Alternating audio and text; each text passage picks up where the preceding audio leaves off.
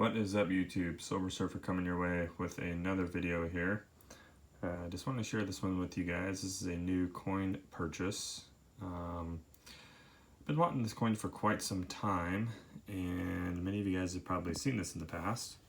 So let me just go ahead and get right into it here. This is a 1917 Standing Liberty Quarter. And as you can see, PCGS graded this as a MS64 FH, stands for full head, and that's a type 1, which there was actually two different types of Standing Liberty Quarters during this time period, a type 1 and a type 2. And this is deemed to be one of the most beautiful coin designs in history, to believe it or not. And I would agree with that, you know. It's up there with the Walking Liberty, the Buffalo Nickel, the Morgan dollar, in my personal opinion. And so what happened, right? We had a little bit of a revolution of coin design changes in the early 20th century. And the quarter was not immune to that. So we ended up switching from the barber quarter, along with the other different denominations of coins as well. And Herman McNeil was the artist and engraver for this one. And he designed a fantastic coin, if you ask me. And so 1916 was the first year that it was actually issued, but unfortunately it was minted within the last couple of weeks of 1916 and released in 1917 actually. So there's only about 52,000 of those coins ever minted to begin with. And so 1917 came the second year of release, quite subsequently with the 1916, if you would, because like I said, they're all pretty much released in the year 1917. And as you can tell, if you look at, I'm trying to get into focus here, there you go. If you look at Liberty's upper chest area, she's bare. And that's what you get the type 1 designation for. Well, in those times, the country was an outcry from having a naked lady on the quarter. And instead they said, you know what, we're not going to fly for that, so go ahead and do something for it. And he did. He created the chainmail, which is essentially a covering, looks kind of like a modern day tank top, if you would, of armor to cover Lady Liberty's chest, but she wasn't bare-breasted, which was common during those times in artistry.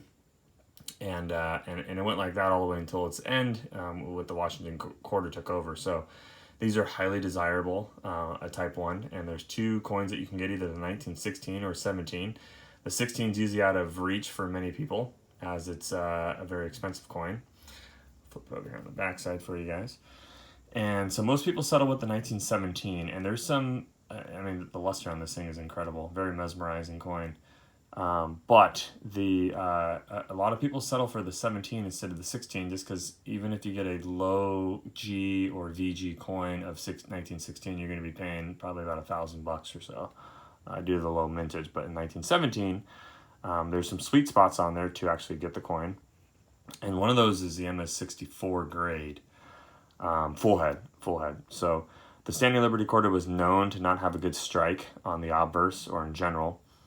And so the full head designation, which we get on the obverse here, is there's three different criteria that PCGS looks at to make that happen. And so I'm not going to be able to get it all the way up close without it going out of focus, but essentially what you're looking for is the hairline complete, the brow line, if you would, all the way from the tip of the forehead down to the ear. You're looking at the ear indentation is visible. And lastly, that there's three different leaves within her hair dress. So those are the three criteria that have to be met to be able to label it as a full head. And essentially what that means is that the coin was struck very, very well. Probably on one of the first few dies that came out in this series, and was able to get this type of a strike. So, but this thing, man, is just a absolute stunner with the luster. I think these coins just totally stand out when they're like that. But going back to kind of that sweet spot as I was talking about, the 62 is another kind of sweet spot before you get to an MS63. That's another very popular grade in this coin that people would buy. That one run you a few $100, and then the 64, when you jump up to the 64 grade, that's the kind of last of the sweet spot grades for this coin, and when you get to 65, you're going to pretty much double your price up to maybe $1,000-1,200 or so for it. So 64 is kind of within reach for many collectors and what is very sought after. So I picked this guy up here. Was looking for one of these for a long time, and one that just has a bunch of luster. I actually purchased another one from a seller, and he wrote me back after I purchased that one about a day later and was like, hey, by the way, I got this other one as well if you're interested. And the other one was in an old green holder, which is really cool. The obverse was toned more so. Luster was nice as well, but I don't think anywhere near as nice as this one. It was a 64 full head also. But he reached out to me with this coin and asked if I was interested. And I said, you know what? Switch it out, man. I'd rather have this one. Just a nice original surface, non-dipped or altered or cleaned or anything like that. Just a nice looking coin in general. So it's considered to be one of those kind of key date coins, up there with the other 20th century keys, like your 16D Mercury dime, your 32S, 32D Washington quarter, your 1909 SVDB.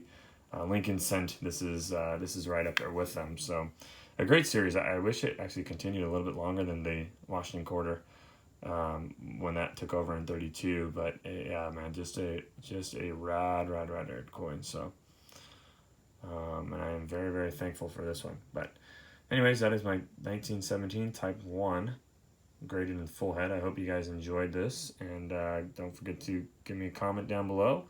And like the video and subscribe if you haven't already. Until next time, Silver Surfer out.